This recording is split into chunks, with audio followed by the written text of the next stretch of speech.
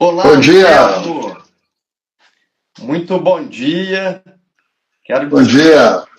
que é uma satisfação poder receber você, tá? Agradeço muito aí a sua disponibilidade, a sua atenção conosco. Quero aproveitar e ressaltar, né, para as pessoas que estão chegando aí e também para os nossos amigos aqui na nossa transmissão na Rádio Mix, Volta Redonda, aqui no programa Show da Manhã com Elton Pires. Falar, antes de tudo, da simpatia desse ator consagrado no nosso cenário nacional. Desde o primeiro momento do meu contato com ele, ele foi muito atencioso, generoso comigo. Então, Anselmo, eu quero agradecer muito e ressaltar. Acho que é importante a gente ressaltar isso, né? Porque a gente está acostumado, né, a ver você aí nas telas e tal, e aí de repente poder conversar com você no seu WhatsApp, falar diretamente com você é motivo de muita satisfação. Quanto mais, né, pelo fato de ser um ator que a gente tem muito costume de conviver com você, né, Anselmo? A gente, eu digo assim, conviver com você, porque a gente vai acostumando, né, ver tanto trabalho na televisão, no cinema, em tudo, e de repente a gente se sente muito próximo, né? Eu acho que você está acostumado com essa relação com o público, né, Anselmo? É verdade, é verdade. Primeiro, um prazer sempre responder gentileza com gentileza, né? Então, me convidar para um bate-papo é sempre uma oportunidade do público conhecer um outro lado, né? Uma outra. Eu estou sempre com a máscara do personagem, né? E então aqui é um striptease. É verdade, né? E, e sobretudo, né, Anselmo, a gente quando para poder ver aí a sua carreira, né, ao longo desses mais de 50 anos, né? Ao todo você tem mais de 50 anos de carreira, né, Anselmo? Mas, eu comecei lá no início dos anos 70, né? Precisamente por volta de 71, 72, mas me profissionalizei em 1973, né? Certo. Quando então eu tirei o meu registro como ator, com uma carteira assinada pela Fernando Torres Diversões, que era uma produção da Fernanda Montenegro com Chico Buarque no espetáculo Calabar, um Olha, espetáculo que foi infelizmente proibido pela ditadura militar dos anos 60, né?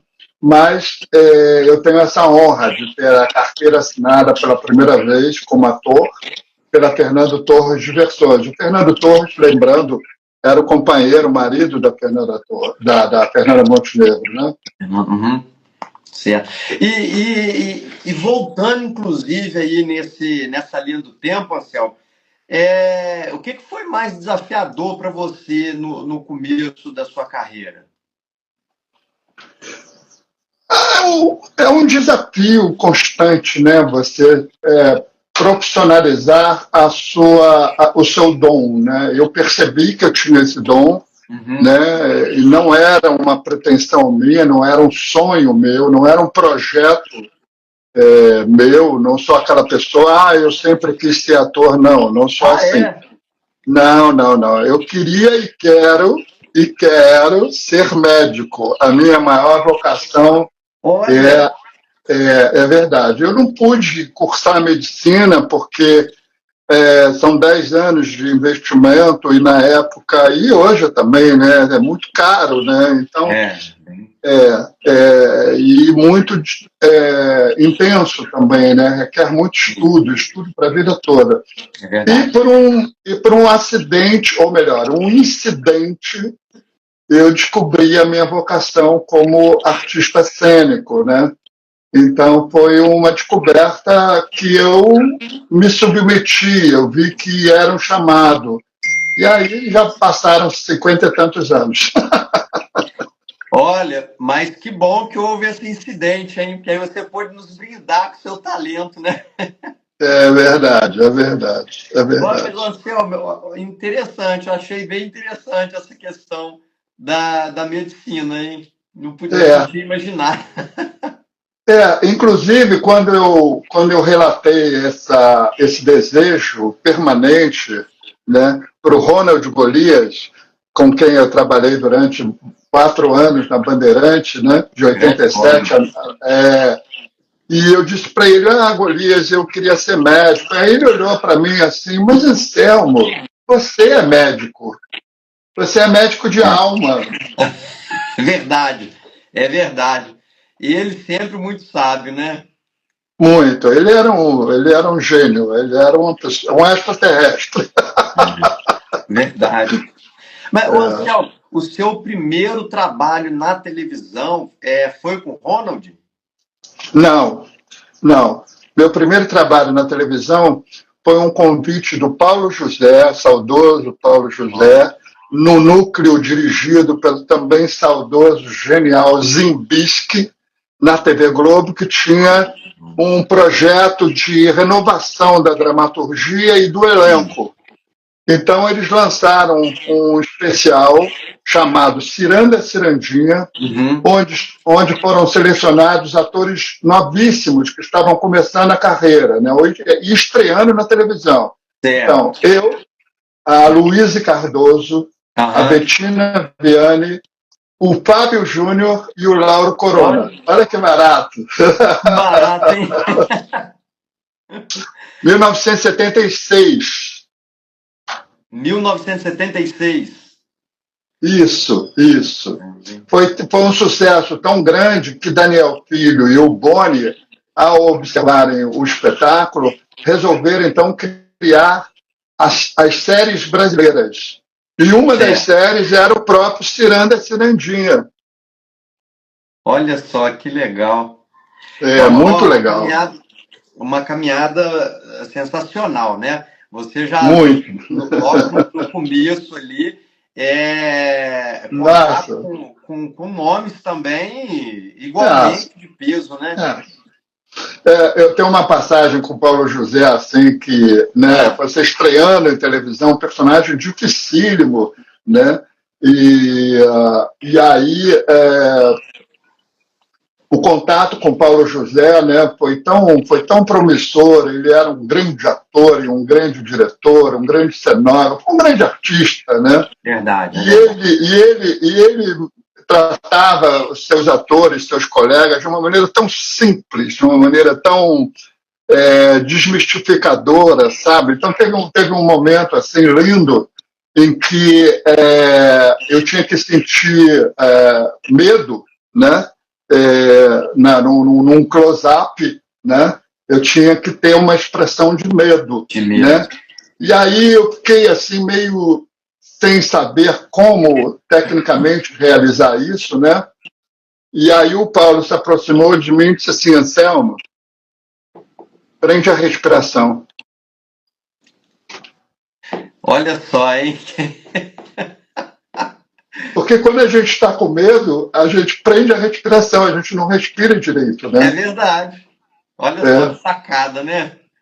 Eu, eu, sacada, né? Que coisa eu linda. já assisti várias entrevistas de atores, né, que tiveram a oportunidade de trabalhar, tiveram alguma convivência com Paulo José e assim, parece que ele era muito humano, uma pessoa com muita ternura, né? Muito, muito, muito. Ele era sensacional. É verdade. Mas vou até abrir um parênteses aqui, Hum, sem entrar ainda muito num dos temas que eu também gostaria de conversar com você, mas quando você fala da questão dessa expressão que você precisava transmitir para o público ali nesse trabalho, eu acho que uma coisa que nós, enquanto o seu público, nós podemos falar é que você é muito expressivo. né? Você com alguns olhares você consegue transmitir assim todo tipo de emoção, né? E depois, eu só vou fazer esse comentário porque depois eu quero entrar nisso. De modo assim, muito profundo, eu posso afirmar isso com esse seu trabalho na série Tremembé, né? Porque ali, em vários momentos, toda a sua expressão carrega uma emoção de cada cena, né? Os sentimentos que você quer mostrar ali, você com alguns olhares você consegue transmitir uma carga de sentimentos para o público. O grande cineasta, diretor Antônio Calmon, me mandou uma mensagem depois que ele assistiu o Tremembé a meu pedido, porque ele está meio recluso no momento, e ele me mandou uma mensagem dizendo assim: Anselmo, a câmera ama você. É verdade. Disse com propriedade. A minha companheira de quase 50 títulos, né? Eu fiz muito cinema, né? Eu faço cinema, né? Mesmo quando não como ator, mas também como diretor, né? Então, eu tenho um projeto lindo em Rondônia, chamado Rondônia Cinematográfica. Nós fizemos O Amor de Mãe, que está no YouTube, você pode ver de graça, Amor de Mãe. E agora nós vamos lançar em breve, no início do ano, um novo realismo fantástico chamado Vai com Deus. Vai com Deus? Vai com Deus, uma história regional dali da região ribeirinha, né? Sim. E tem um barco que se chama Vai com Deus, que vamos dizer assim, o carro fúnebre, um barco fúnebre, né? Ele vai buscar os mortos, né? Qual o gênero desse trabalho? Realismo fantástico. Realismo fantástico. Realismo fantástico, é um gênero que eu gosto muito, que inclusive eu fui premiado agora recentemente em Olinda, na mostra Calafrios. Olha que legal. Olha que legal. Calafrios, com o filme Tarefa, do Tiago. E eu recebi a honra de ser escolhido como melhor ator por um trabalho também dentro desse gênero, do realismo fantástico, né? Ou seja, que é algo assim que ultrapassa a camada do realismo, né, que é aquela coisa mais cotidiana, né, mais a gente está acostumado, e entram os elementos diferenciadores, né, extrapoladores daquela realidade, né? Então, é um gênero bastante explorado e que eu gosto muito mesmo, né? Um dos autores assim maravilhosos do realismo fantástico era o nosso querido e saudoso também, né, Dias Gomes, né, que escrevia aquelas notas, né, saía formiga do nariz, o cara queria voar, né, esse é o realismo fantástico, né? Legal, vamos acompanhar também mais esse trabalho. Inclusive, eu quero lembrar para você que está nos acompanhando, tanto pela live quanto também pelas ondas da Rádio Mix, que o ator Anselmo Vasconcelos, ele esteve recentemente em Barra Mansa, apresentou uma peça aqui, um monólogo assim, sensacional. Eu gostei muito daquele trabalho que você pôde nos brindar aqui em Barra Mansa. Foi... A Cafona. Oi? A Cafona. Isso, a Tafona. Eu acho que foi em 2023, né? 24 ou 23. A Cafona é uma das minhas ousadias assim, mais interessantes, porque é um texto que me chegou por uma aluna minha, né? Uma ex-aluna minha me mandou o texto, e é um texto para uma atriz chamada A Cafona, uma mulher que tem um ciúme extraordinário da prima dela, e por isso ela sofre muito, e é muito engraçado. E aí, quando eu li o texto, né, ela me pediu para ler, e, obviamente, se eu pudesse endereçar algumas atrizes amigas que pudessem ter a vontade de fazer esse texto. Aí acontece que me deu vontade de fazer o texto. Poxa, mas é uma mulher. E aí eu fiz esse desafio de fazer uma mulher sem botar peruca, maquiagem, roupa, nada disso. Era, você viu lá, né? De cara limpa, de barba, inclusive, né? Fazendo isso. A Patrícia Chandré está entrando aí. Bom dia, Patrícia. Patrícia me fez um presente extraordinário. Eu faço questão de mostrar aqui, porque é uma das coisas mais. É um prêmio que ela me deu. Ela filmou comigo, ela filmou comigo em Macaé, o curta Liber Insanidade, do Bruno Scala. E ela participou da equipe, ela é uma estudante de audiovisual. E aí ela disse assim: vou te dar um presente. E aí eu vou pegar aqui para você ver. Peraí. Bom dia, Patrícia. Obrigado aí por você também estar fazendo parte aí dessa live. Quero também cumprimentar todas as outras pessoas. Nossa, sensacional, hein? Que bacana. Mas não é fotografia, né? Não, é um desenho a lápis. É um desenho. Nossa. É um desenho a lápis. Olha o detalhe do cabelo. Perfeição. Olha.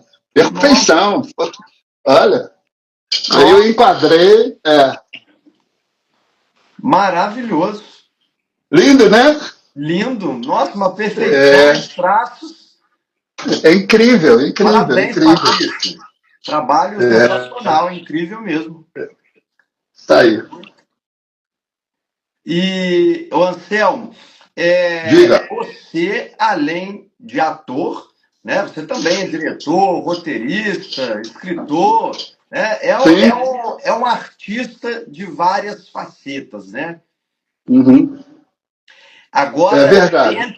dentro dessa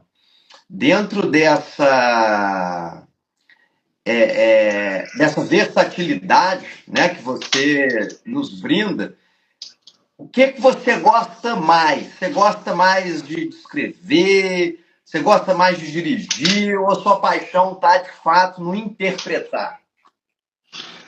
Olha, é uma resposta sem resposta. Porque assim, né? Cada movimento, né? Cada movimento é uma viagem, né? Na verdade, eu acho que eu sou um navegador, sabe? Eu sou um navegador. Eu boto meu barco nas águas e aí 50% é o meu desejo de ir para algum lugar, né? E o outro 50% é a natureza que decide, né? Quem veleja sabe disso, né? Então, quando eu escrevo, eu fico completamente apaixonado por escrever e eu escrevo quase que diariamente. Quarta-feira eu publico no Facebook uma crônica chamada Quarta Dimensão, né? Eu tenho 4 livros já publicados, né? Quando eu dirijo, eu fico completamente envolvido com os meandros e as matizes da direção, né? Uhum. Quando eu atuo, eu fico completamente apaixonado pela grande brincadeira que é a atuação, né? O Piaget dizia que brincar é a maior fonte de pesquisa. Então, eu brinco quando eu atuo. Eu fico uma criança com um brinquedo, né? Como diz a música do Chico Buarque, né? Agora eu era herói e o meu cavalo só falava inglês. E quando eu tenho a oportunidade de não fazer nada, aí é maravilhoso. Nada melhor do que não fazer nada. Eu tenho uma alma vagabunda, entendeu? É bom também, né? A gente precisa, né, Anselmo? E, Anselmo, dentro da atuação, você já teve a oportunidade de interpretar diversos personagens e diversos gêneros, né? Inclusive, aí trazendo a memória, a gente pode falar do seu trabalho também em humorísticos, como foi o Zorro Total, mas assim, quando você está atuando, Você tem um gênero preferido? Um Não. tipo de personagem? Não, qualquer paixão te diverte? Não, não, na verdade, eu sou muito ligado à origem do que seja atuar, né? Os gregos que inventaram isso lá na antiguidade, né? O teatro, a coisa cênica, eles não faziam divisão entre o que era cômico e o que era, vamos dizer assim, trágico, né? Inclusive a tragédia vem depois da comédia, né? Na Sim. verdade, o teatro a atuação é a comédia. Por quê? Você vê, por exemplo, né, na França não fala ator, Ah, é? não, é le comédien, o comediante. Olha, Porque, inclusive o teatro francês lá está escrito lá, né, La Comédie Française, né? olha. Então não tem. É até muito engraçado, porque a gente confunde muito isso, né? Essa divisão de máscara, comédia e tragédia, ela acontece depois, Aham. né? Mas na sua origem era tudo uma coisa só, né? Você podia Sim. fazer chorar, como você também fazia rir. Então o ator o ator, na verdade, é um comediante. Por quê? Porque a comédia mostra o homem como ele é. É verdade. Entendeu? E o homem, ele tanto é emocionante, quanto ele é ridículo, quanto É. ele é risível. Né? O Tremembé tem essa característica. Você, por exemplo, o Dr. Roger, né? É. Você ri dele. Uhum. Você ri dele, né? É verdade. E isso aí que você está dizendo, Anselmo, assim, traz até uma reflexão. Não se trata de nenhum tipo de crítica, o que eu vou falar, não. Mas, assim, eu sinto uma. Eu vou usar o termo falta. Eu sinto falta de ver em alguns atores mais jovens, né, dessa geração mais recente, é, assim, essa versatilidade por exemplo, você e tantos outros grandes nomes que trabalharam aí, que ainda trabalham, né, e que carregam essa versatilidade de atuação, que sabe atuar dentro desse conceito que você está trazendo para a gente, de ser ator, né? De ser ator de todos os gêneros, né? Que quando é preciso fazer o público rir, né? E aí eu vou parafrasear um pouco você, quando é preciso fazer o público rir, sabe fazer, quando é preciso tirar a lágrima, sabe tirar, quando é preciso transmitir essa emoção de rejeição ali do personagem, aí vamos pegar como exemplo, mais uma vez, como você citou aí, o seu personagem na série Tremembé, né? O Abdel Maci. Então, é uma versatilidade, né? E aí eu vou usar esse termo, que me parece que hoje a gente não tem tanta produção de novos profissionais com esse potencial que você nos brinda nos seus trabalhos, sabe? Eu vou te dizer uma coisa assim, muito pessoal assim, em relação a isso, né? Eu acho que não é uma questão de versatilidade, não. Eu Sim, acho que é a origem da coisa, a a origem, essência da né? coisa. A essência da coisa. A essência da atuação, ela é uma expansão da consciência que começa no órgão principal, que é o coração. Certo, é verdade. Por exemplo, trabalhei com os maiores comediantes, né, consagrados do Brasil, quase todos eles, lá no Zorra Total e também com o Golias, e o Golias me fez conhecer também toda a geração dele no programa Bronco. E o que eu observava era que esses atores, eles trabalham com o coração. É. Eles não trabalham com a cabeça. Ah, eu vou fazer o gênero, agora eu vou fazer o público rir, agora eu vou fazer o público chorar. Não, não tem esse tipo de approach. Não tem. Entendeu? Isso é uma consequência. Se você está fazendo. Para você fazer alguém rir, você tem que estar com muita verdade. Por exemplo, vou te dar um exemplo. Por que a gente ri de alguém que escorrega numa casca da banana e cai? A gente ri da tentativa dele de não cair. De não cair, né? Exatamente. Por exemplo, quando você faz um bêbado, você não tem que fazer o desequilíbrio do bêbado. Ao contrário, você tem que fazer a tentativa dele de não se desequilibrar. E isso é que gera, então, no espectador, uma reação límbica, ou seja, você atinge direto o sistema nervoso, a sensibilidade do espectador. Então, eu não preciso estar emocionado para emocionar o público. Eu não preciso fazer gracinha para fazer o público rir. O que eu tenho que fazer é agir com honestidade. Verdade.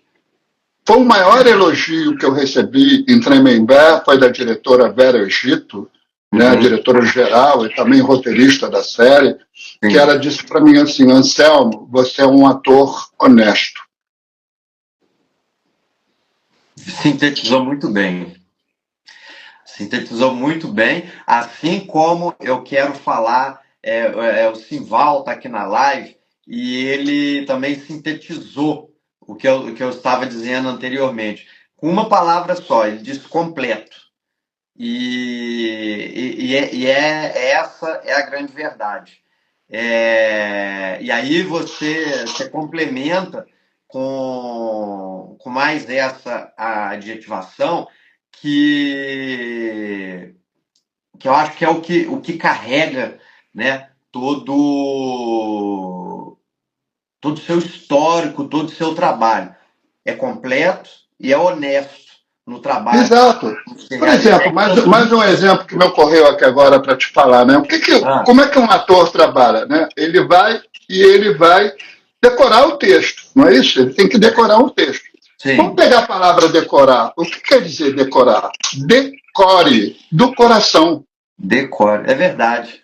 Ele tem que colocar no coração. Tudo você tem que colocar no coração. É no coração que está a consciência, não é no cérebro. A gente leva muito tempo para entender isso, né?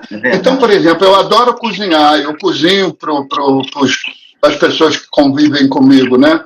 Se eu não colocar amor no ato de cozinhar, a comida... Agora, quando você coloca amor, eu vou fazer uma comida, e aí a pessoa fala: nossa, mas está tão gostosa essa batata. Por quê? É o tempero? Não, é o amor que você colocou ali, né? Quando você gosta de uma pessoa, você homenageia essa pessoa, você guarda essa pessoa, como diz o poeta Antônio Cícero, né? Guardar é isso, né? É você cultuar, né? Por exemplo, eu não esqueço nunca do Ronald Golias, né? Toda vez que eu entro em cena, ele entra em cena comigo. Porque eu nunca vi ninguém se divertir tanto com o seu trabalho como ele. Ele brincava, ele era um moleque em cena, entendeu? E eu aprendi isso com ele, entendeu? Né? O meu trabalho é como uma criança. Aliás, aproveitando aqui, se você me permite, vou citar aqui um outro gênio, que é o Pablo Picasso, que disse a seguinte pérola. Pablo Picasso. Eu levei 50 anos para aprender a pintar. E levei a vida inteira para pintar como uma criança. Olha só. É uma sabedoria profissional, né? Vou falar. Claro! Claro, quando a criança ela é livre. Entendeu? Ela pega uma panela, bota na cabeça, é o menino maluquinho, entendeu? Ele pega o cabo de vassoura, é o cavalo, entendeu? Né? Ele pega a terra e faz uma comidinha. Quer dizer, ela processa a ressignificação da própria vida, porque tudo é uma projeção da nossa psique, né? Sim. Então, quando você sabe disso, você para de ter a pretensão de querer fazer alguma coisa extraordinária e pura e simplesmente faz aquilo com o coração, e dessa maneira o teu coração se comunica com o coração do espectador. E aí você é um artista. É verdade. Eu, inclusive, o William Mota está dizendo aí, eu acho que também traz esse complemento, né? O William está participando pela live. E aí ele está falando que quando você coloca amor, você coloca vida, né? E realmente desse modo a gente consegue, né, sintetizar toda essa verdade, toda essa honestidade, todo esse ser completo, né, no trabalho que você traz para a gente, né? Então, a Patrícia também está dizendo ali, quando a gente ama o trabalho que faz, o resultado com certeza é diferente. E realmente traz esse diferencial, né? Porque aí eu acho que deixa também de ser, né, Anselmo, aquilo que se torna que está ali só naquele modo automático, naquele modo estou fazendo, e aí vai para uma outra vertente, que é fazer mais uma vez como se fosse a primeira vez, né? Ou a última vez. Ou a última vez. É verdade, né? Eu sempre penso isso, sabe? Eu vou começar um trabalho, eu falei, é a primeira vez que eu vou realizar isso, né? E quando termina, eu falo, meu Deus, é a última vez que eu faço isso. Por quê? Porque quando eu deveria ter estreado Calabar, aquela peça lá de 1973, do Chico Buarque e Rui Guerra, né? Do ensaio geral, quando a gente fez um ensaio geral no Teatro João Caetano, no Rio de Janeiro, a polícia da ditadura militar invadiu o teatro e a peça foi proibida sine die. Ela não se podia... Então, depois de 3 meses de ensaio, de tudo ficar pronto, você está entendendo? Isso foi num domingo, na segunda-feira, nada mais disso existia. Nossa! E era minha estreia profissional. E aí, na segunda-feira, eu pensei assim, gente, são essa que acaba. Então, cada trabalho que eu faço, ele tem o germe do início e do fim. Né? Então, cabe a você, né, entender isso, que a vida é assim. Todo dia nós morremos e no dia seguinte, com alguma sorte, a gente renasce. Com alguma sorte. Muita sabedoria, é verdade. Está certíssimo. E o que inspira você a continuar, né, ativo no meio artístico, somando aí tantos anos de trabalho? O que te inspira é esse amor, essa vontade de transmitir essa honestidade dos seus trabalhos? Sendo bem honesto, é encher a geladeira de comida.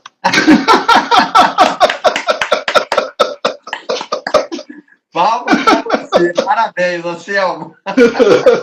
Sensacional. É verdade. É verdade. Parabéns. O Anselmo, você é uma irreverência tremenda, tá? Estou gostando muito de conversar com você. Mais uma vez, quero agradecer a sua como diz o Caetano, onde queres Leblon, eu sou Pernambuco. É isso mesmo. Muito bom.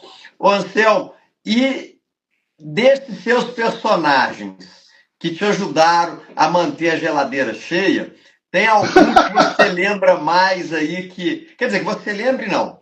Na verdade, tem algum que você daria assim, um destaque maior? Esse personagem aqui foi um dos que eu mais interpretar, e também foi um dos que mais contribuíram para ficar tudo cheio. Quem que você pode falar para a gente? Então, eu fiz um filme em 1979, em plena ditadura militar, a censura cortando tudo que a gente fazia. Eu tive a coragem, a ousadia, ou o tupete, como dizia Jardim Macalé, né? O Jardim Macalé falou assim, eu tenho o tupete de cantar, né? Eu tive o tupete de fazer uma mulher, um travesti. Nossa. Chamado Heloína, que era uma grande estrela do teatro de revista, e que o Agnaldo Silva escreveu num roteiro maravilhoso chamado República dos Assassinos. Nesse filme, além de eu descobrir a minha feminilidade, ou seja, eu sou um ser feminino por natureza, todos os homens são, só que eles tentam esconder isso. Né? Mas eu descobri a minha feminilidade e me apaixonei por isso. Me apaixonei pela sensibilidade feminina, pelo o que o Jung chama de ânima, né? Que é o inconsciente feminino. Né? Eu me tornei, né, uma pessoa muito mais delicada do que eu poderia ser se eu tivesse ficado presa aos padrões com os quais eu fui criado. Eu sou egresso do subúrbio do Rio de Janeiro, machista, né? Enfim, patriarcal, parará, né? E aí eu descobri toda essa grandeza que o ser humano tem na sua complexidade, né? Então, foi um personagem muito marcante, eu ganhei muitos prêmios com esse personagem, inclusive fora do Brasil, no Festival de Colômbia, né, Cartagena das Ilhas, eu ganhei o prêmio de melhor ator, né? E me trouxe muitas alegrias e também muitos problemas, porque eu fiquei muito marcado pelo personagem. Então, o jornalismo, o próprio mercado, ele acha que você faz uma coisa bem, que você só sabe fazer aquilo, pode fazer aquilo, né? Então, eu passei um tempo tendo que lutar contra essa limitação imposta, né? E aos poucos eu fui, como diz o Bruce Lee, eu fui como água, né? O Bruce Lee falava isso, né? Seja água, né? Por quê? Porque a água ela bate numa pedra, aparentemente ela estaciona, mas daqui a pouco ela vira para cá e aí ela passa, ou então pouco a pouco ela fura o bloqueio, né? Né? Água mora em pedra dura, tanto bate até que fura. É verdade mesmo. E desses trabalhos todos que você já realizou, ficou algum personagem assim para você falar assim, olha, eu queria ter interpretado, ter atuado, feito algum trabalho sendo esse personagem aí e não fiz. Fiquei com essa vontade. Tem algum trabalho que deixou você com uma vontade assim de fazer e não fez, ou de repetir? Sim. Eu não diria repetir, mas eu gostaria de fazer mais uma vez, né? Que nem aquela pessoa que você encontrou, mas não pôde ficar com ela, né? Aquele amor que você teve, mas não foi de ficar, né? Foi embora, né? E aí você morre de vontade uma segunda vez, né? Ou uma terceira, né? E é o personagem Ricardo III do William Shakespeare, que me foi oferecido pelo saudoso e maravilhoso parceiro, talvez o meu maior parceiro, que foi o Antônio Pedro Borges, né? Que já está na nossa memória eterna, né? Ele me deu esse personagem num prêmio que ele ganhou de produção, né? E aí eu fiz o Ricardo III na íntegra, os 5 atos do Ricardo III. Mas, passado o tempo, né? Sempre que eu procuro alguma coisa para ler, tá, eu vou lá no texto, que inclusive é uma tradução do Antônio Pedro, eu vou lá e releio. E, recentemente, eu tentei trabalhar isso com inteligência artificial, sabe? Criar novamente o Ricardo III com inteligência artificial, com a minha voz, e a minha imagem. Estou batalhando isso, assim, porque fica mais fácil, porque montar Ricardo III é muito dispendioso, só com um patrocínio muito grande, né? Então eu estou com esse projeto de fazer novamente, de reencontrar novamente esse extraordinário personagem do William Shakespeare. Uhum. Bacana. E aí, eu vou até já aproveitar falando sobre essa questão. Como que é assim, a sua preparação para esses personagens tão complexos? Como é Então, que você faz esse laboratório? Como que você não, se não, não, prepara? não. Eu aciono que a gente chamava de intuição, né, e que agora a física atualizada chama de campo energético, né? Uhum, Existe um campo energético onde você tem uma comunicação com os níveis, camadas, não só inconscientes, mas também como camadas difíceis de você definir, que são conexões que você faz com portais, com sabedorias, com a egrégora.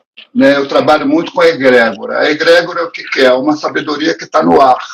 Né? É feito o rádio, né? Quando você liga o rádio, aquela caixinha, né? Você liga e ele pega o quê? Ele pega uma coisa que está no ar, tá no ar. né? Verdade. Então, eu pego muita coisa no ar. Então, por exemplo, no Ricardo III, quando o Antônio Pedro disse você vai fazer o Ricardo III, no dia seguinte eu convoquei uma cabeleireira para alongar os meus cabelos.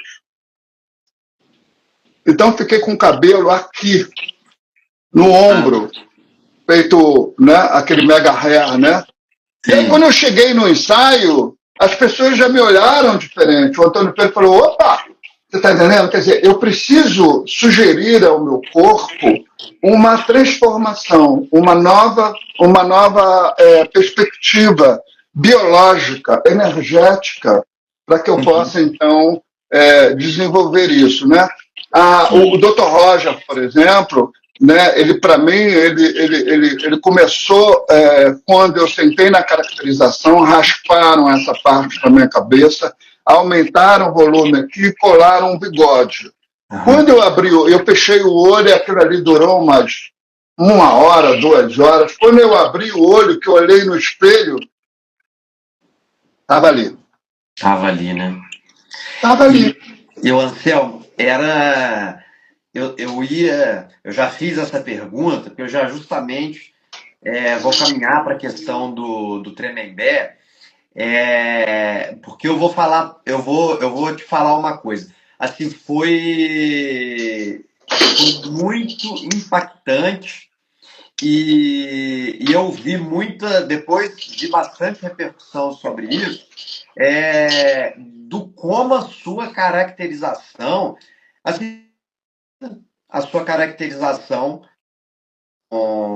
para se assemelhar ao Dr. Roger Abdel Maci e a forma também como você interpretou aquele personagem, né? Então, e aí eu só vou destacar, né, até para os nossos ouvintes da Rádio Mix, que o ator Anselmo Vasconcelos, eu já vim, quando eu vim fazendo os anúncios dessa entrevista, eu destaquei que o ator, ele interpretou o ex-médico Roger Abdel Maci, né, que foi condenado por diversos crimes praticados contra as suas pacientes, em que ele dopava essas pacientes e depois violentava, ato contínuo violentava essas pacientes no próprio consultório dele. Foi um caso de muita repercussão, vocês com certeza se lembram, né, da repercussão desse caso, e agora nessa série, que é uma produção da Amazon Prime, essa série ela retrata vários crimes ocorridos no Brasil há alguns anos, crimes que tiveram uma grande repercussão nacional, e dentre estes, o crime praticado pelo ex-médico Roger Abdel Maci, que na série é interpretado assim, com uma primazia genial pelo grande Anselmo Vasconcelos. Então, quando você. E aí o Anselmo está contando aqui para gente, né, justamente esse momento ali da caracterização. E eu ia perguntar para você justamente isso. Como que foi, né, essa caracterização? E aí eu achei muito interessante você falar que ficou de olhos fechados, né, aguardou ali a conclusão do resultado para depois abrir os olhos e aí já não era mais o Anselmo que estava ali, né? Você já estava Não investindo era. no personagem. E aconteceu uma coisa que me ajudou demais, muito. Quando eu me caracterizei, botei o figurino e fui para o estar dos atores, esperar o momento de ser chamado para ir para o set filmar, tinha vários atores ali, os atores maravilhosos dessa série, né? Eu quero aqui aproveitar e prestar publicamente a minha homenagem a esse elenco fantástico, de uma entrega assim que poucas vezes a gente viu acontecer, né? É um trabalho realmente de doação incrível. Sou fã deles. Mas eu sentava na sala dos atores e ninguém conversava comigo.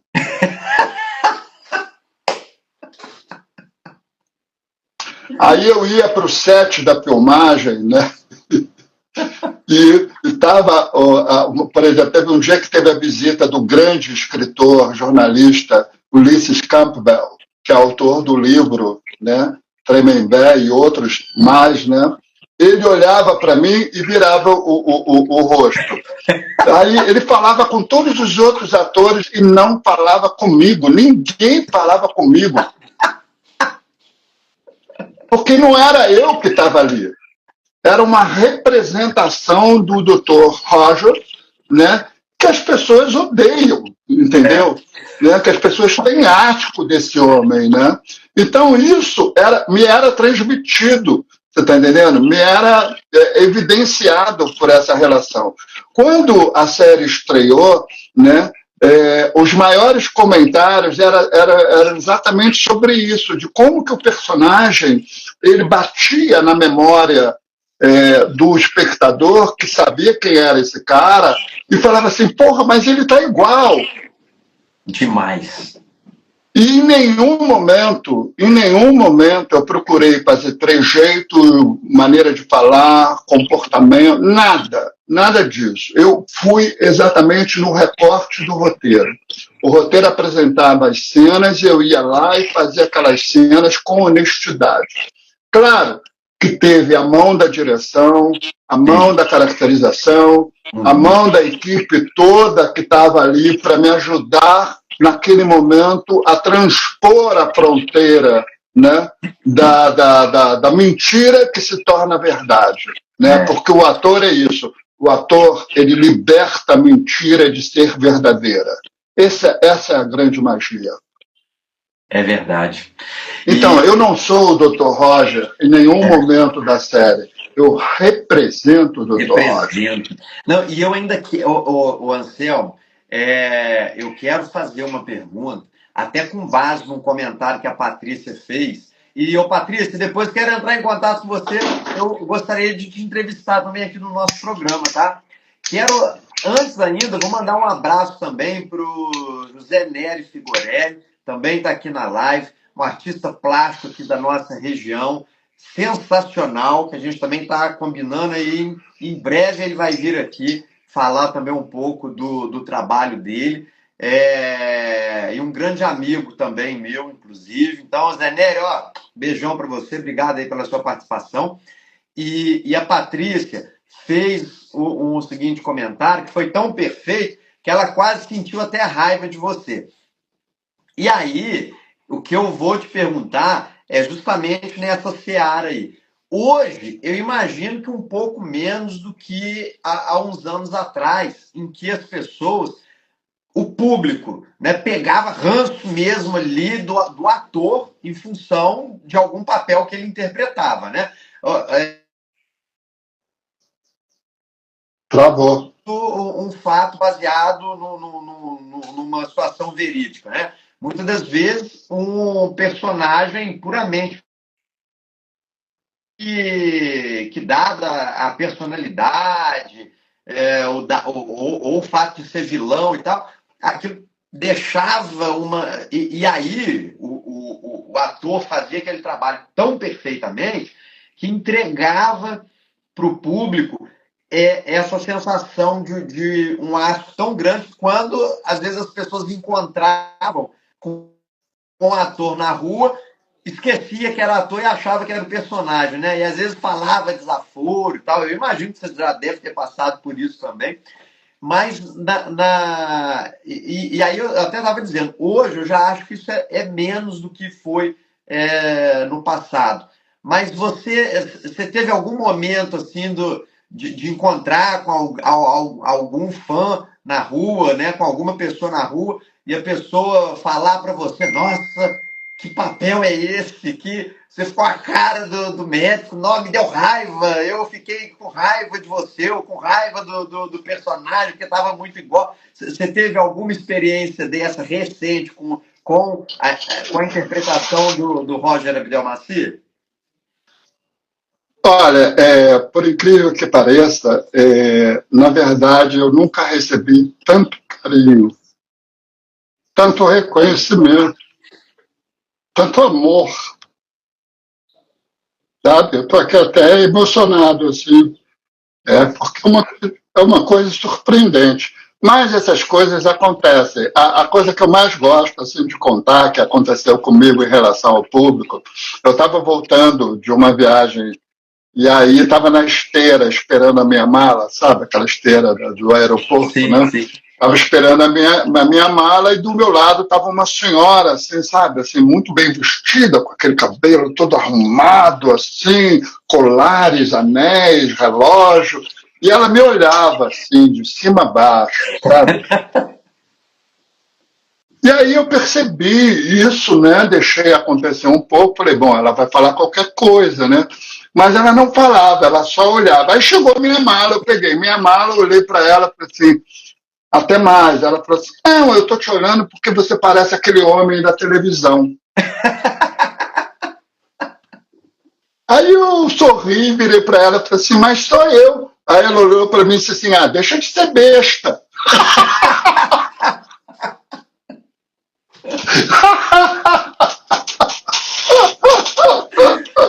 Não botou fé, né?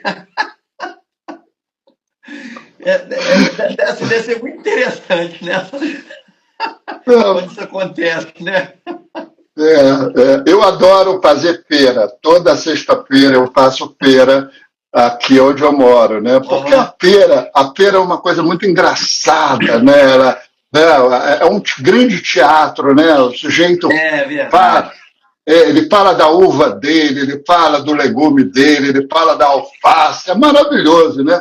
E são pessoas que estão ali representando, né? Então é um teatro ao ar livre, né?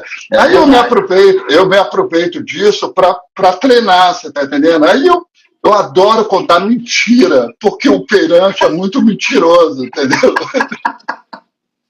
É verdade. Aí eu invento na hora, eu improviso na hora uma história. Aí eles ficam me olhando assim, você tá entendendo? Eu falei, pô, esse cara. Outra vez também muito interessante, eu não devia nem contar isso, mas vou contar. Eu fui parado numa blitz da Lei Seca, né? Aqui no Rio de Janeiro, e aí a autoridade se aproximou do meu carro, pediu para eu abaixar o vidro, falou boa noite, eu falei boa noite e tal. Era uma sexta-feira à noite. O senhor bebeu? Aí eu olhei para ele, fiz uma pergunta dessa, né? Eu olhei para ele, e aí eu disse assim, bom, sexta-feira à noite, né?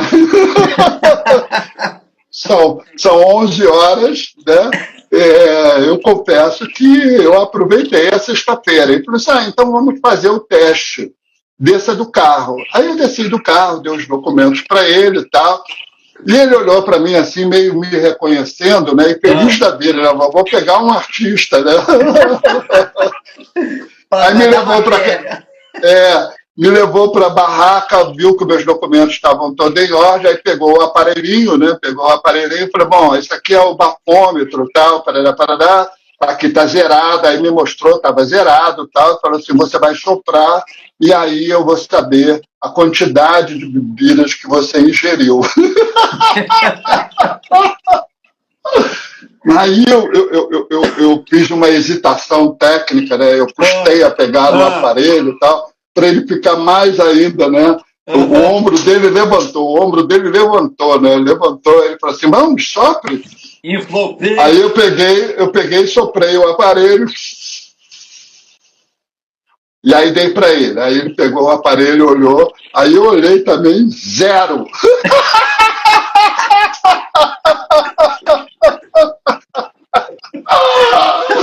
Aí ele perdeu a fala, o Wellington, ele perdeu a fala. Ele não sabia o que queria dizer, você está entendendo? Aí, como ele não dizia nada, eu olhei para ele e falei assim, o senhor confia nesse aparelho? Plantou a dúvida.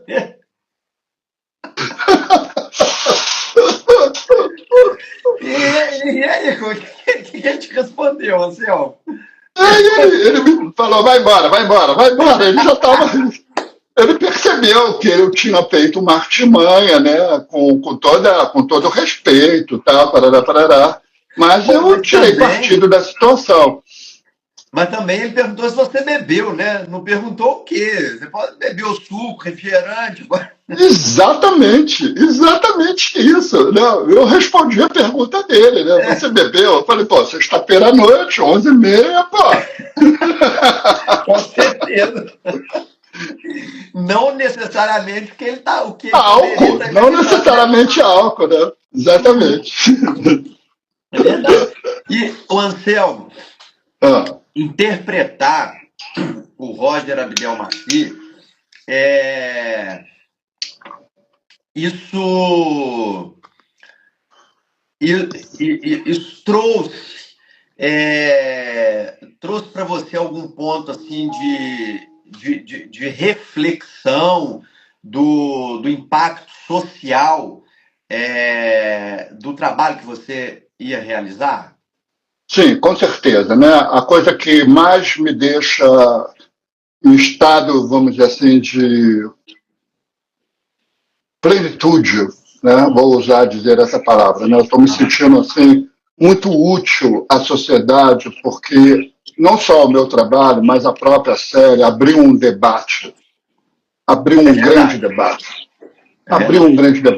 A série, ela parou o Brasil, né? No sentido de refletir sobre a questão da humanidade, né? O que é o ser humano, a complexidade que é o ser humano, né? Então a série, ela mostra o crime, mas mostra principalmente como essas pessoas sobrevivem no pós-crime, né? Como é a vida delas no sistema prisional, né? E isso se deve a um trabalho muito precioso dessa equipe incrível, que não só estudou os autos do Ministério Público, como também pôde criar toda uma série de situações muito explicitativas em relação a fazer você pensar. Primeiro, em como as pessoas são manipuladoras. Segundo, como as pessoas mentem para sobreviver. Terceiro, como o ser humano se adapta às situações mais tenebrosas de um ser pode viver encarcerado. A única espécie nesse planeta lindo, maravilhoso, que pratica contra si próprio, que age contra a sua própria espécie, é o ser humano. Uma formiga jamais vai fazer um ato contra a sua comunidade, contra o seu coletivo, contra o seu formigueiro. Pelo contrário, ela serve para que o formigueiro permaneça pleno e saudável. O ser humano não, ele trabalha contra a sua comunidade. Ele faz ações contra o senso comum. Né? Todo mundo tem noção do que é certo e do que é errado. E por que as pessoas cometem tantos crimes? Não só os crimes violentos, mas os crimes diários. né? Os crimes da desatenção, o crime da falta de igualdade, o crime da violência social que estão as cidades brasileiras, tá entendendo? O crime do racismo, né? Um dos piores crimes que nós temos no nosso Brasil, desde a sua colônia, é o racismo, que é praticado diariamente. Então, a série trouxe um debate que há muito tempo não estava acontecendo. A gente parou de ficar seduzido por quem matou Odete Roitman e passou a considerar o que leva uma pessoa a sobreviver dentro do sistema carcerário. O que leva uma pessoa a fazer negociações para a sua sobrevivência diária dentro de um sistema penal que é violento pela própria natureza? É verdade. É uma reflexão muito profunda mesmo que você traz para a gente acerca disso. E eu quero ainda dizer o seguinte: a gente vendo a série ali faz com que haja uma série de emoções e de reflexão por parte do público, né? Eu, inclusive, Anselmo, eu estou em contato... Se você me permite, por exemplo, claro. né, como dizia o Jô Soares, sem querer te interrompendo. À vontade. Saudoso Jô Soares, né? Nossa, que barato, né? Tem uma coisa que as pessoas não querem perceber, né? E vão pelo caminho mais fácil, que é o caminho da crítica negativa, né? Que é o seguinte, por exemplo, a Suzane, ela tem um séquito, ela tem seguidores, é como se ela fosse uma celebridade, como se ela fosse uma estrela, né? E aí as pessoas acham que isso é a glamorização, algumas pessoas, né? Acham que isso é uma glamorização do crime. Não é. Não é. No meu entendimento, essa quantidade de pessoas que procuram ela, que escrevem ela e que estão ali seguindo ela, na minha opinião, isso é totalmente pessoal e subjetivo. Essas pessoas estão exercendo a coisa mais importante que há na vida, que é o perdão. É como se essas 100 mil pessoas dissessem: Suzane, você errou, você cometeu um crime hediondo, mas você está viva e você tem o direito de viver. Então, não é questão de perdoar o crime, é perdoar o erro. Todos nós erramos, todos nós cometemos falhas trágicas. Isso nos tira o direito de ser um ser humano? Não tira. Nós vamos pagar por isso e vamos pagar muito por isso. Porque, como dizia o Macbeth, quando ele mata o rei para poder ser o rei, né, na peça Macbeth do Shakespeare, o personagem, depois que ele assassina o rei, ele diz assim: coloquei um escorpião na minha consciência. É verdade. Então, essa pessoa, ela vai sofrer e vai sofrer muito. Não adianta dizer que é psicopata e que psicopata não tem sensibilidade, não sofre. Não é bem assim. Entendeu? Não é bem assim. Se você acredita no ser humano, você sabe que o ser humano, por mais cruel que ele seja, por mais ignóbil que ele seja, por mais desastroso que ele seja, em algum momento ele vai sofrer por isso. É verdade.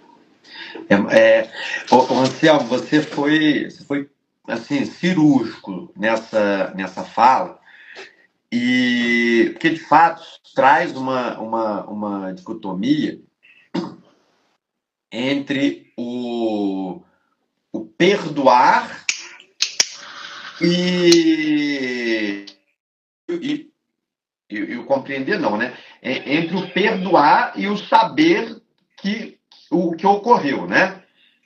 Exatamente. Então, você vê, por exemplo, eu vou citar aqui uma passagem da nossa cultura ocidental cristã que eu gosto muito. Aham, Eu não sou religioso, eu sou agnóstico, tá? sim. Eu não tenho nenhuma religião, não tenho nenhuma crença, eu acredito no ser humano. Aham, Eu sou humanista. E certo. tem uma coisa que atribuída a Jesus Cristo que eu acho sensacional, porque quando ele é condenado e ele é crucificado, a fala dele é a seguinte: perdoai, porque eles não sabem o que fazem. É verdade. É a pura verdade. E foi a mensagem que ele veio trazer, né? Então Então, para mim, Jesus Cristo é a idealização que o homem faz de como ele gostaria de ser. aham, Amai-vos uns aos outros, amai-vos os seus semelhantes. É lindo isso. É com lindo certeza. isso. Sem É sombra de dúvida. lindo. Porque o que é o seu semelhante? O seu semelhante não é a outra pessoa que está ali. Não, tudo é seu semelhante. O pássaro é seu semelhante, a árvore é o seu semelhante, a pedra é o seu semelhante, o rio é o seu semelhante, o mar é o seu semelhante. Então, se você não tem essa conexão com essas coisas, Uhum. você perde a essência. É.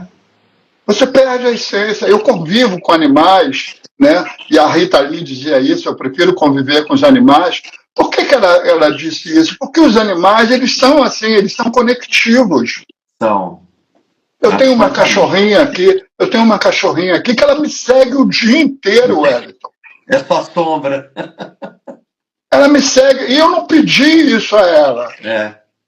Eu não exigi isso a ela, eu não cobro nada dela, como ela também não cobra nada de mim, é o chamado amor incondicional. Amor Não há nada, incondicional. não há nada mais belo na vida do que isso, do que o incondicional, sem condições. Né? Você estava dizendo que você me procurou e eu fui gentil com você, atencioso, parará, parará. Por quê? Quando eu escolhi ser essa profissão, a primeira coisa que eu pensei é assim, isso é comunicação. Então, se eu não souber me comunicar com as pessoas, o que adianta o meu trabalho? Para que é? Qual é a finalidade do meu trabalho? Ó, Anselmo, deixa. Assim, a gente fica sem palavras, sabe? Você, além de, de um ator, diretor, escritor, de toda a sua capacidade, seu potencial profissional, toda essa capacidade profissional, você ainda é um ser humano sensacional, sabe? Muita sabedoria e muita profundidade naquilo que fala, né? E justamente porque não fala é restrito a uma superficialidade de dar uma mera opinião, mas fala mesmo com uma profundidade de quem conhece, né, de quem tem verdade naquilo que está dizendo, e eu acho isso muito sensacional. Então, eu quero te parabenizar para além do grande ator que você o ser humano também que você, né, está demonstrando aqui nessa entrevista, né, toda essa reflexão que você está trazendo para a gente. Então, assim, eu tô muito feliz mesmo de poder estar conversando com você, porque você está trazendo aqui para a gente uma entrega para muito além até do que eu mesmo imaginei, né, do que poderia ser a conversa, né? Não ficou só dentro do escopo profissional, né? Você traz ainda para a gente também essa reflexão de coisas que valem para a vida, né? De coisas que as pessoas precisam parar para refletir um pouquinho e fazer uma virada de chave, né? Fazer uma virada de chave ali para certas condutas, para a forma de se relacionar mesmo, né? Então, assim, é muito profundo realmente isso que você fala, sabe? E eu, assim, até também vou voltar, pedir desculpa a você, vou voltar um pouquinho da série mais uma vez, porque, primeiro, todos os seus colegas que atuaram ali naquela série, todos perfeitos também no trabalho, na forma como foi, toda a produção, né? A equipe da Amazon Prime, realmente de parabéns por toda a produção que envolveu, né, a série. E eu achei um trabalho tão fenomenal, tão importante, que eu já estou combinando para fazer uma entrevista com uma psicóloga forense, porque eu quero abordar essa questão que você trouxe aqui agora também, apesar do crime, ver o lado humano também dessas pessoas, sabe? E aí eu estou combinando, assim que eu acertar a data, tudo certinho, eu vou te pedir a licença para te avisar sobre, para que, se for possível, você assistir a essa entrevista, porque eu vou convidar essa psicóloga forense para a gente tratar disso aí. Porque essa série trouxe uma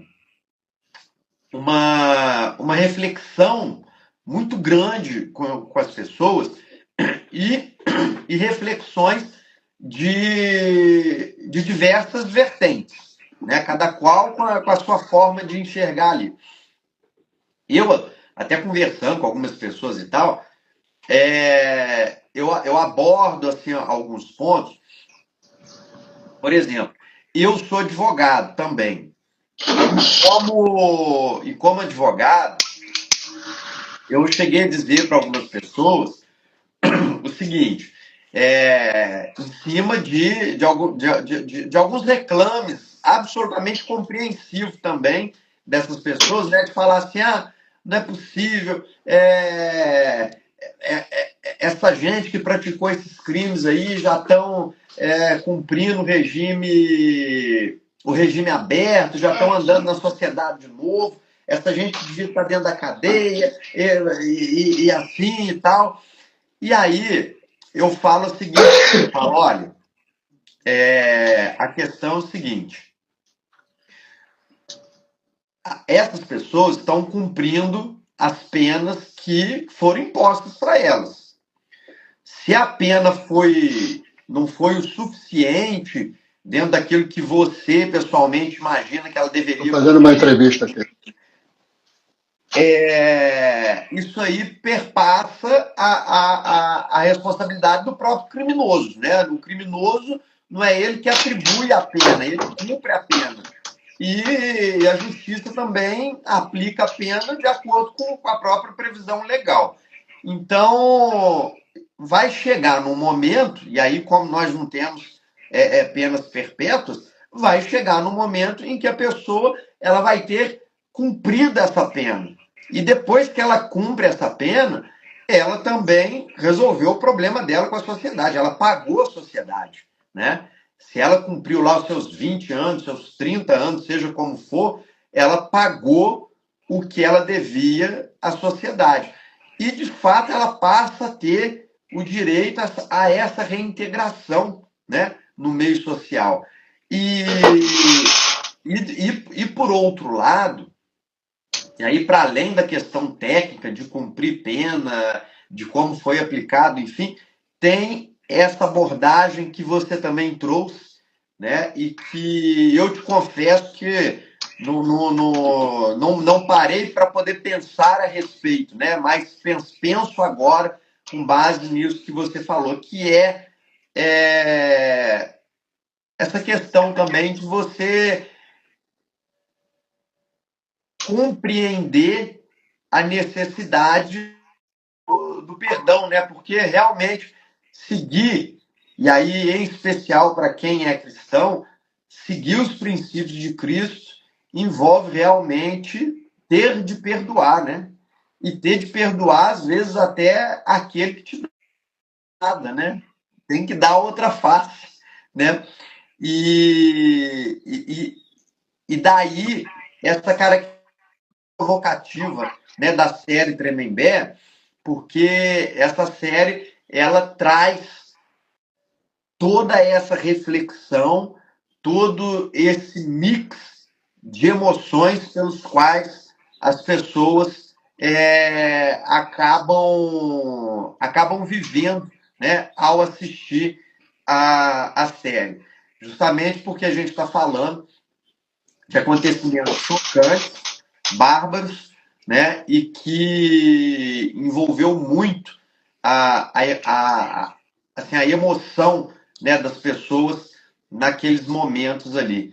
Então, mais uma vez, eu quero te parabenizar por essa reflexão, né, e como também pelo próprio trabalho que você realizou, né, com o seu personagem. E tem alguma perspectiva de ter ainda uma continuação da série, trazer alguma nova abordagem? Você sabe me dizer? Então, foi oficialmente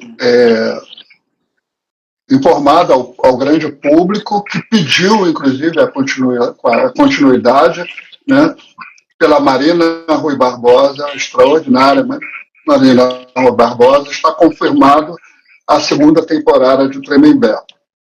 Está sendo estudado todos os elementos que vão constar nessa nova abordagem, e a equipe está trabalhando para ainda, no início de 2026, organizado. Uma porta extraordinária que se abriu para o audiovisual brasileiro, né? Não só no Brasil, mas 247 territórios, inclusive em outros países, né? Nós estamos despertando no público a grandiosidade do talento brasileiro. Isso faz com que a Amazon tenha, então, o interesse em produzir audiovisual no Brasil, o que para nós é extraordinário, e sempre procuramos, com pouco sucesso, essa associação a um poder econômico, como, por exemplo, representa a Amazon, a MGM e a Prime, né? Então, várias séries vão ser produzidas, não só a Tremembé, mas várias séries vão ser produzidas, não necessariamente no True Crime. Quando você vê o streaming, tanto na Netflix, quanto na Prime, quanto em outras plataformas também, você vê o grande investimento que eles fazem em todo o mundo, né? Eu, por exemplo, assisto séries de todos os países, né?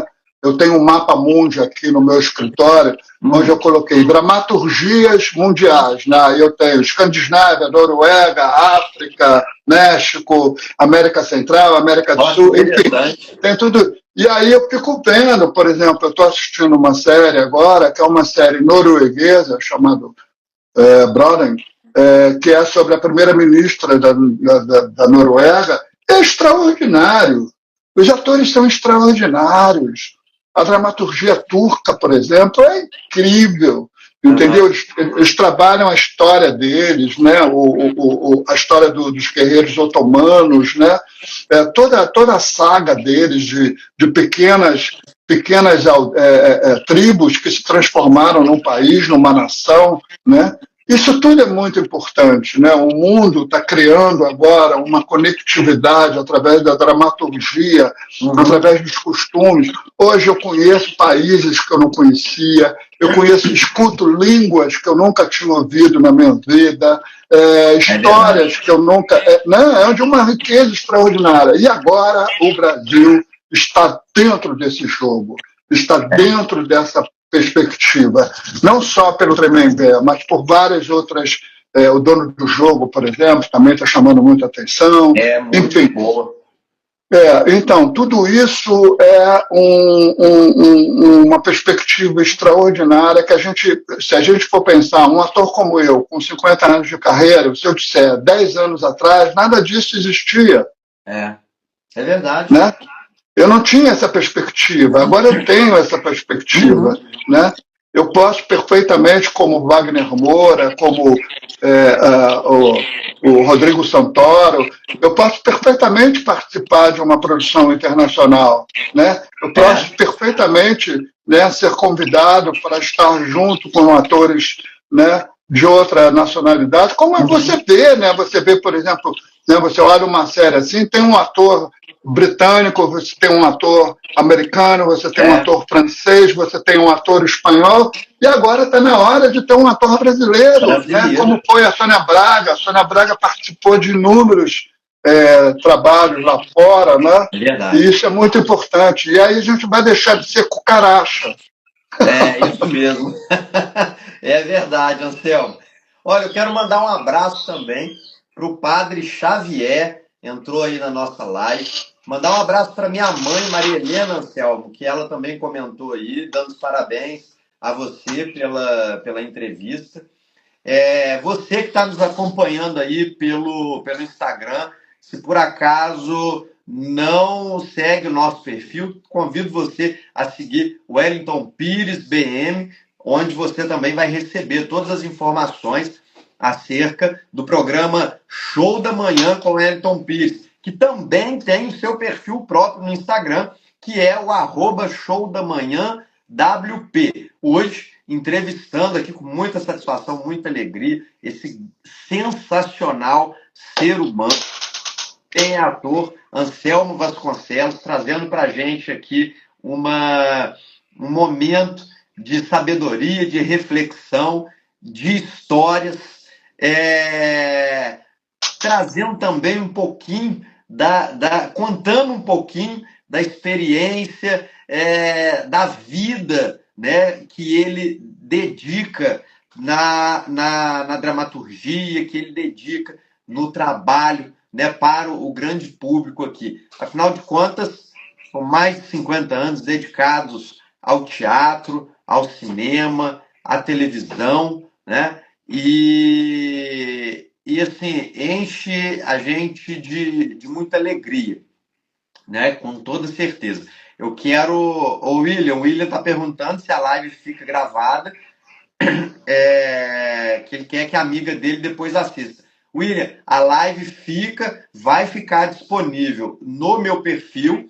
Depois também essa live ela é retransmitida no canal do YouTube, canal Wellington Pires, Show da Manhã, onde nós também fazemos a retransmissão da entrevista. Então fica assim disponível. Depois você pode compartilhar o link, tá? Para que a sua amiga possa assistir essa entrevista, porque realmente é imperdível, porque a participação do Anselmo aqui hoje está sendo engrandecedora demais para a gente. Anselmo, eu queria muito continuar essa conversa, tá? Porque para mim está sendo satisfatório demais. Só que, infelizmente, pelo avançar da hora, nosso programa encerra aqui ao meio-dia. Eu ainda preciso fazer o apoio cultural aqui, que é o nosso intervalo, e que eu não fiz, eu pulei aqui os intervalos, porque estava sensacional e a gente precisava continuar, eu não podia perder a linha de raciocínio que você estava trazendo.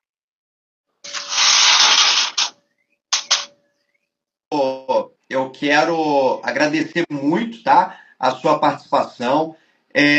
Mandar aqui a Luciana. Luciana é minha madrinha, ela é de Bom Jardim de Minas, está mandando um bom dia aí para o Anselmo também.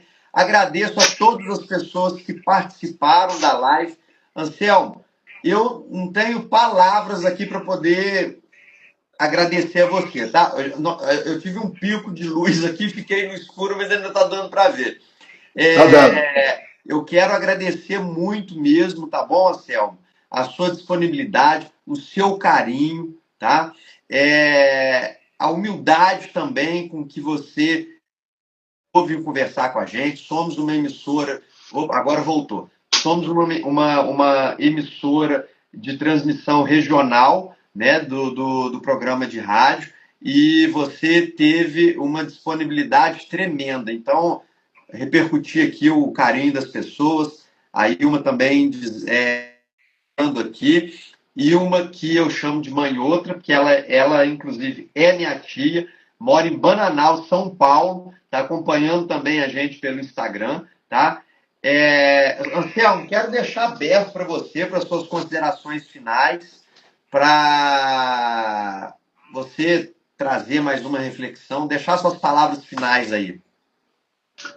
Eu só agradeço a oportunidade, né, que é sempre muito bem-vinda. Eu jamais. Outro dia eu estava conversando com um amigo meu, que é um cineasta também, o Cacá Diegues, que é sobrinho do grande e saudoso Cacá Diegues, e ele estava me convidando para fazer um novo trabalho, né?